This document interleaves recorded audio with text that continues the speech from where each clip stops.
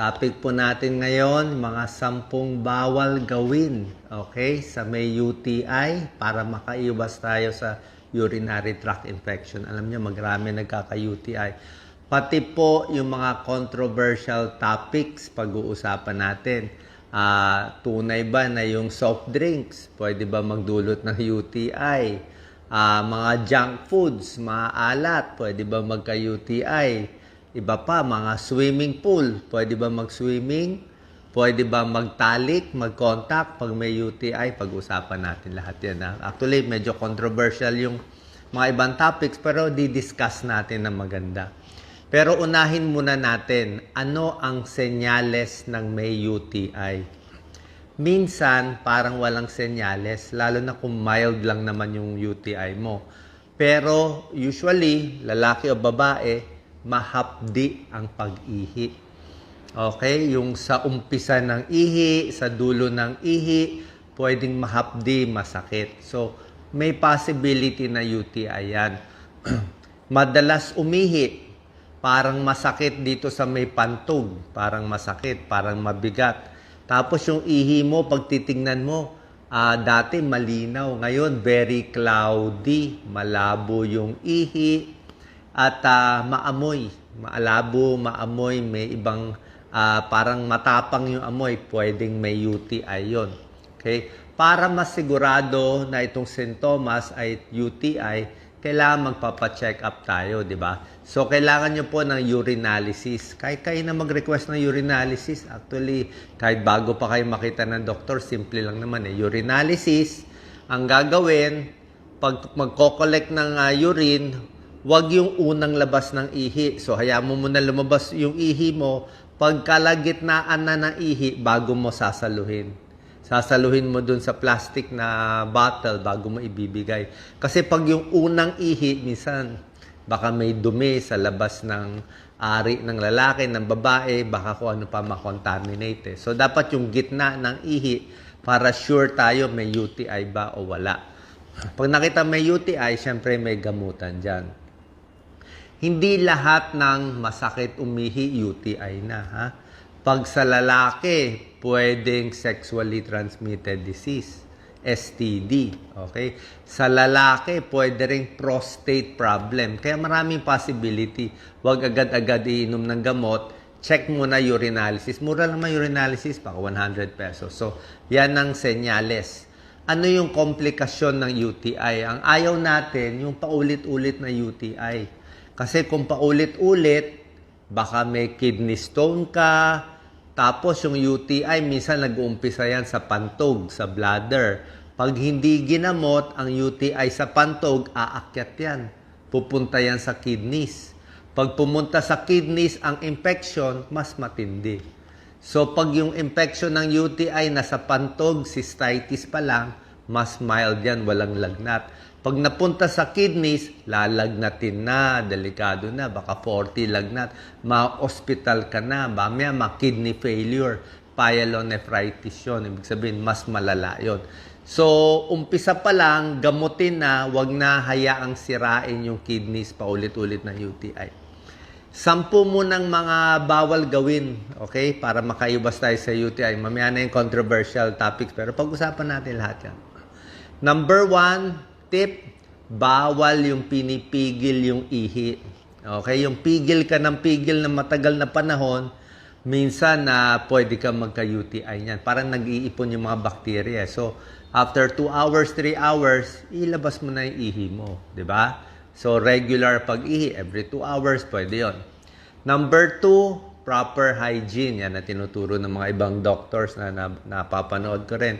Ang proper hygiene, ibig lang sabihin, syempre yung ari ng babae, ari ng lalaki, kung saan lumalabas yung ihi, ayaw mo umakyat yung E. coli na bakterya. So, paano hindi aakyat yung bakterya? Ibig sabihin, saan ba nanggagaling yung bakterya? Sa dumi ng tao. Diba? Pag dumumi tayo, ang daming bakterya yon. Ang labasan ng dumi natin, pati yung labasan ng ihi sa babae, magkalapit eh. So, minsan, baka pag naghuhugas ka ng puwet, baka yung dumi mapunta dun sa, sa labasan ng ihi ng babae, pwede ka magka-UTI, di ba? Kung hindi malinis, baka yung paghugas, di ba? Hindi malinis. Sa lalaki, mas maliit ang tsansa dapat ng UTI.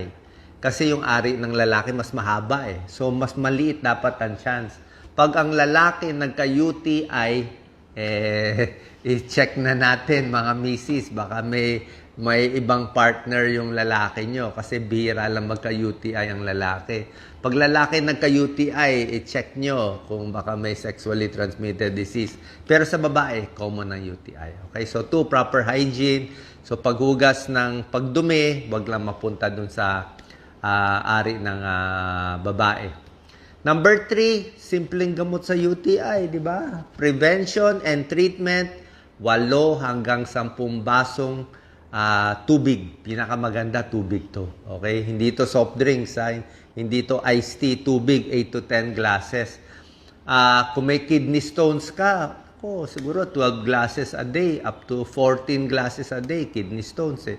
UTI, 8 to 10 glasses of water. Actually, may mga pag-aaral kung ang UTI nyo mild lang. Yung konti lang.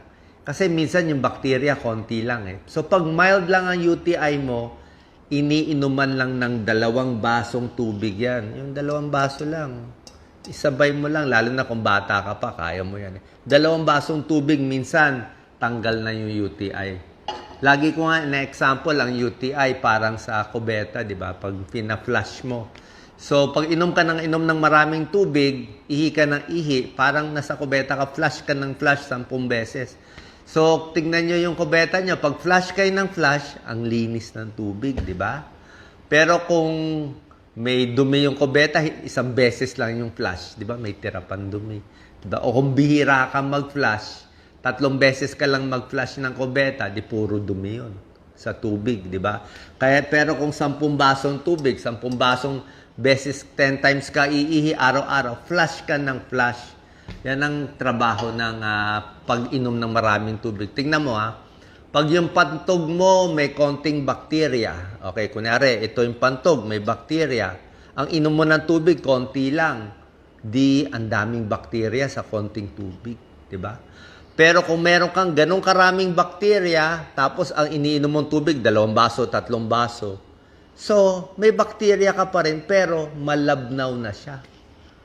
Parang kumonti yung bakterya, lumabnaw eh. Kasi dumami yung tubig eh. So, dahil mas malabnaw, mas hindi nananatili yung bakterya, mas nalalabas siya, less sintomas, mas gagaling siya. Unlike pag hindi ka inom ng tubig, talagang magkaka-UTI tayo yan. Madidehydrate ka. Yan ang risk factor for UTI. So, yan tubig. Number 4, ito mahalaga.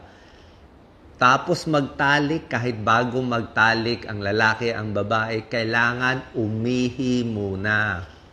Okay? Especially after magtalik, kailangan 1 ihi bago matutulog. Bakit? Diba sinabi ko nga sa inyo, ang urethra ng babae, maiksi, syempre nagtatalik, may contact, may friction, may gas-gas, so may possibility, may papasok na bacteria dun sa babae, diba? Kaya may tinatawag na honeymoon cystitis. Very common yan. Honeymoon cystitis. Mag-asawa, mag-partner, o baka hindi mag-asawa, first time nagtalik, pagtalik nila sa honeymoon, cystitis na UTI. Very common yan. Bakit? Hindi umihi after magtalik. At dapat nga, bago magtalik, uminom ng maraming tubig para pag ihi mo, malabas mo lahat ng dumi. Tapos maghuhugas din ng puwerta afterwards. Diba? Hindi kayo mapapasma, kailangan maghugas para mabawasan ang chance ng UTI. Number 5, pasensya na, medyo maselan tong tips natin pagdating sa pagtatalik, number 5, bawal yung medyo, aggressive na pagtatalik o wild na pagtatalik.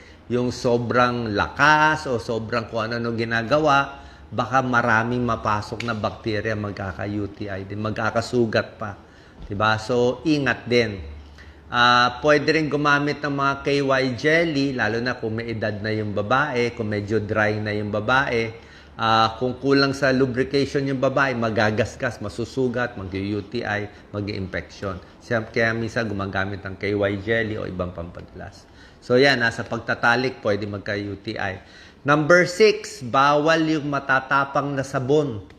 Yung, siyempre, maselan yung parts natin, yung private parts, manipis yan eh. So, hindi ka pwede yung gumamit ng sabon panlaba o pearl o yung kung anong mga panlaba, mga douche, nagdo-douche pa o maraming perfume na pinapahid, mai-irritate lang, baka magka-UTI. Yung masyadong mababangong product o kung anong powder na nilalagay, wag na po. Paghugas lang talaga, tubig and mild soap. Warm water, baka konting mild soap lang, pwede na yan. So, iwas sa harsh soap. Number 7, ito medyo controversial na. Actually, hindi man controversial eh. May mga tao lang kasi mahilig magtalo na magtalo. Wala namang controversy eh. So, number 7, ito yung unang public pool. Okay? Swimming pool sa maraming tao. O sa dagat, magsiswimming. Pwede ba magka-UTI? Paano kung may UTI na? Actually, common sense lang to. Pagbabasahin mo kasi yung mga sabi ng ibang eksperto, pag nag-swimming ka daw sa swimming pool, hindi ka naman dapat magka-UTI, di ba? Swimming pool eh. Pero, depende sa swimming pool. Eh, kung naligo ka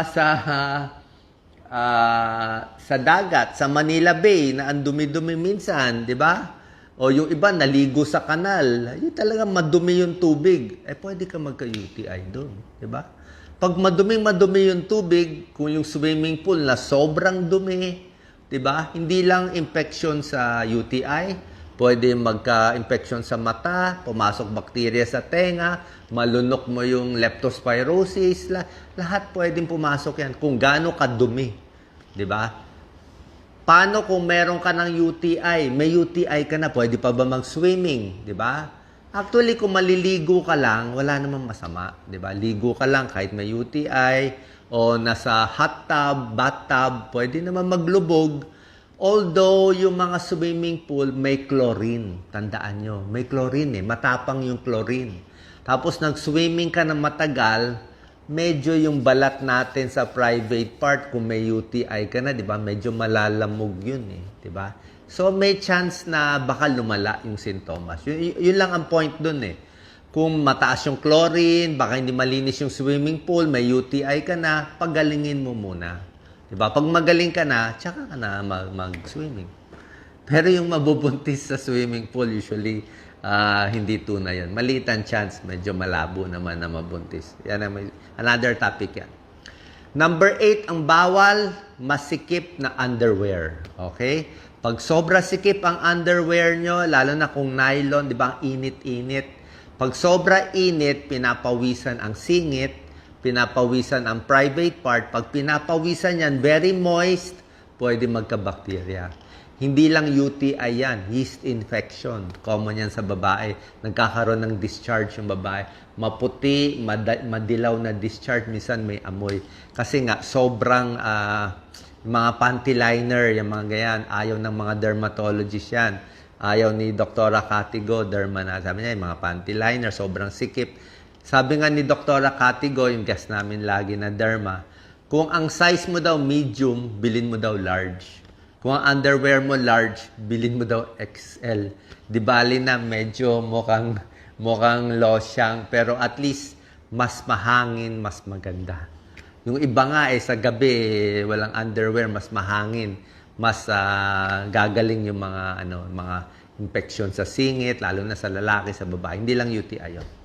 Number 9, dapat syempre malinis yung private part, di ba? Hindi pwedeng hindi lilinisin sa malinis lang na tubig at mild soap.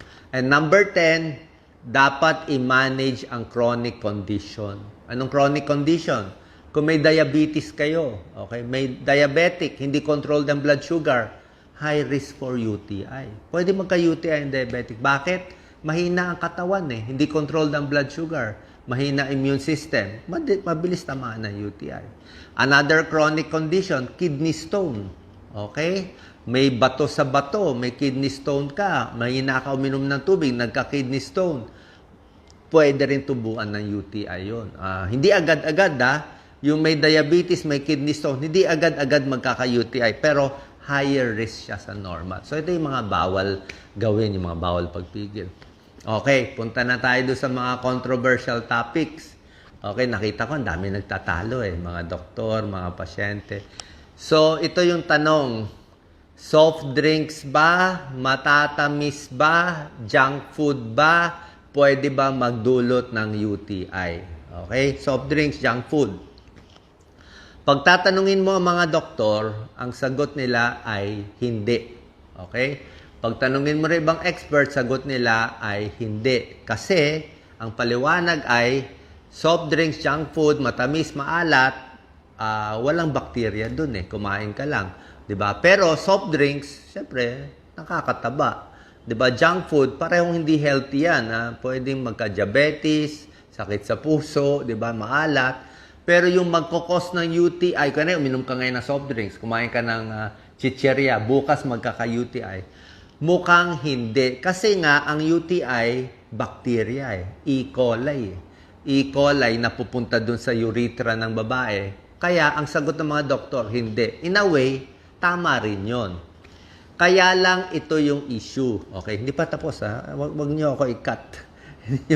Kailangan maintindihan nyo. Paano kung yung soft drinks mo at chicheria mo 5 taon mo kinakain? Let's say 5 years ka na ng puro soft drinks, puro junk food, puro matatamis, puro bawal ang kinakain. Pwede ba higher risk for UTI? Actually, kung tutuusin, yung pangmatagalan 5 years o 1 year, 2 years, actually possible. Pero indirect. Paano nangyari? Sobrang matatamis, sobrang soft drinks, ang ginagawa mo, kain ka ng kain, magkaka-diabetes ka. Higher risk for diabetes, overweight, metabolic syndrome. Pag nagka-diabetes ka na hindi controlled, pwede magka-UTI. Oo.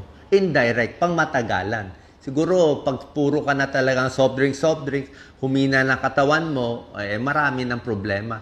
Actually, soft drinks, matatamis, iced tea, and diabetes, hindi lang UTI magiging problema mo. Ang problema mo, kidney failure. Yun ang pinaka-nakakatakot. Kidney failure sa diabetes, makakabulag, ang daming diabetic retinopathy, napuputol yung paa, namamanhid yung paa, nagkakaroon komplikasyon sa puso, heart attack, stroke, diabetes, lahat yun. UTI, dagdag lang yun, dagdag komplikasyon. Pero, long term pa bago aabot sa UTI. Pagdating naman sa junk food, maalat, mga patis, toyo, daing, pwede ba magka-UTI? Hindi agad-agad. Hindi yung kumain ka ngayon ng chicheria, bukas na. I don't think agad-agad. Pero, kung sasabihin mo sobra alat ang kinakain mo, ano mangyayari? Diba? Pag maraming alat, mababawasan ka ng tubig madidehydrate ka. Pag na-dehydrate ka, magkaka-kidney stone ka. Diba? So, pag nagka-kidney stone ka, ano pa ba? Junk food, sobra alat, pwede ka rin magka-kidney stone. Diba? Ayaw natin din yung sobrang salt kung may kidney stone ka. So, lahat itong junk food, unhealthy foods, higher risk for kidney stone, kung ano man yung kidney stone mo. Pag may kidney stone ka na, pwede ka na magka-UTI. Kasi dumidikit na dun yung UTI. So, in a way, soft drinks, junk food, in the long term, after 5 years, kung puro yan nang yan, pwede naman umabot sa UTI. So, pareho silang tama, yung mga nakikipag-away. Tama naman yung mga doktor, hindi agad-agad. Pero indirectly, in long term, pwede rin. At may kukwento pa ako sa inyo. Kasi yung mga pag-aaral sa medisina, pabago-bago. Oo. Minsan may pag-aaral noon. Paano kung next year may bagong pag-aaral? Possible na biglang magkukos na pala ng UTI, hindi natin alam. Pero, explain ko lang yung mga lumang pag-aaral. Okay? Sa lumang pag-aaral, meron ako nakita 2013, 2015, chinek nila ang mga pagkain ito at sintomas ng UTI. Yung may UTI na yung tao. Ang nakita nila, may mga pagkain nakakalala ng sintomas ng may UTI, may mga pagkain nakakaginhawa sa may UTI. Doon muna tayo sa nakakaginhawa sa UTI. Siyempre, tubig. Okay? Pero nakita nila, cranberry juice, wala tayo dito eh. Bibili ka lang sa mga imported supermarket. Cranberry juice, may tulong konti sa UTI. Pero pag may sakit sa UTI, antibiotics pa rin tayo. Pero cranberry juice, may konting pag-aaral, good. Yung mga citrus fruits, orange juice, parang may tulong din konti sa UTI. Mga probiotics, lactobacilli, good bacteria, may tulong din sa kung meron ng UTI. So, orange juice, cranberry juice, probiotic, maraming tubig, parang may tulong sa maliliit na pag-aaral. Small studies lang 30 people, 50 people, 2013 ginawa, 2015. At meron ding maliit na pag-aaral, i-check nyo na lang. Pero maliliit kasi mga pag-aaral na yung mga matatamis, soft drinks at iba pa, nakakalala daw ng sintomas ng UTI. Pero small studies lang to, 30 people. Kaya pag sinabi kong maliit na pag-aaral, 30 people lang, medyo hindi pinaniniwalaan ng mga doktor. Kasi parang 30 pa lang yan eh. O, kahit tayo, yun lang ang meron. Hintayin natin na pag-aralan sa 200 people. Yung pag-inom ng soft drinks kung nakakalala. Okay? Pero kahit anuman yung paliwanag, huwag na kayo uminom, tubig na lang. Diba, nakakataba eh. Soft drinks, iced tea, kung ano nung matatamis, junk food. Alam naman natin, hindi okay eh. Kaya, hindi porke hindi ka magkaka-UTI agad, pwede na. Mali. Mali eh. Kasi minsan yung kababayan natin, pag sinabi mo, ay, hindi naman magdudulot ng ganyan yan eh. Akala nila pwede na. Hindi pwede. Diba? Nasa sa inyo. Next, last na to, treatment for UTI. Kung meron ng UTI, sabi ko sa inyo, ang simpleng treatment, pag mild UTI, check ang urinalysis. Malalaman ilan ang pus cells, ilan ang white blood cells, ilan ang bacteria, marami ba?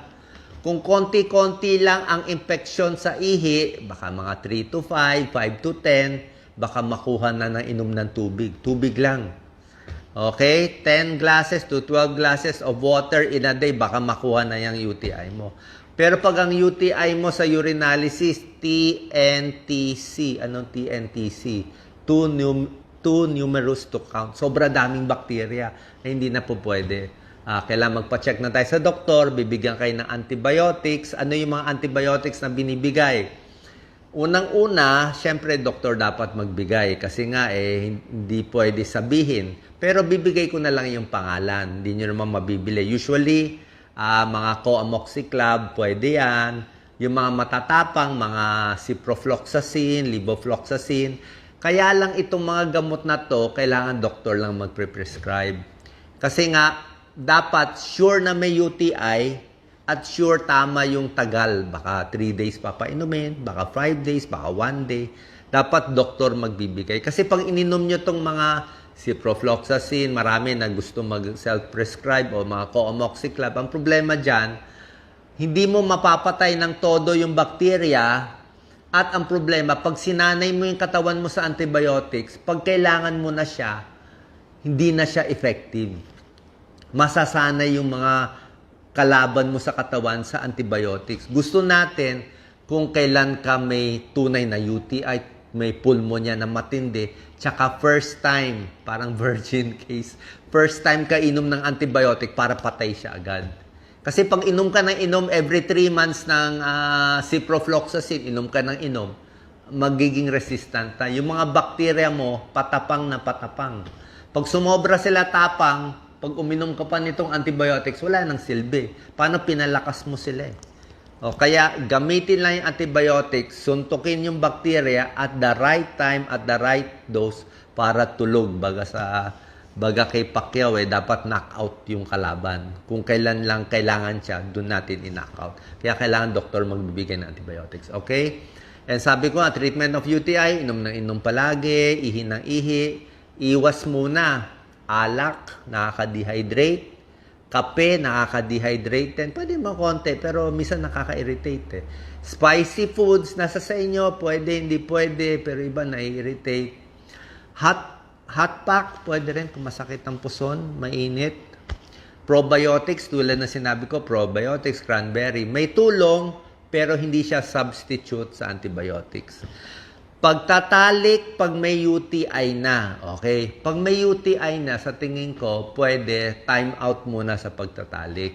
Kasi baka paggaling ka na sana, magdagdag ng irritation, magdagdag ng infection, at magkaroon ng reinfection. Sabihin, magaling ka na bagong galing ka pa lang na-infect ulit kasi nga aggressive yung partner mo di ba? So, yun ang problema.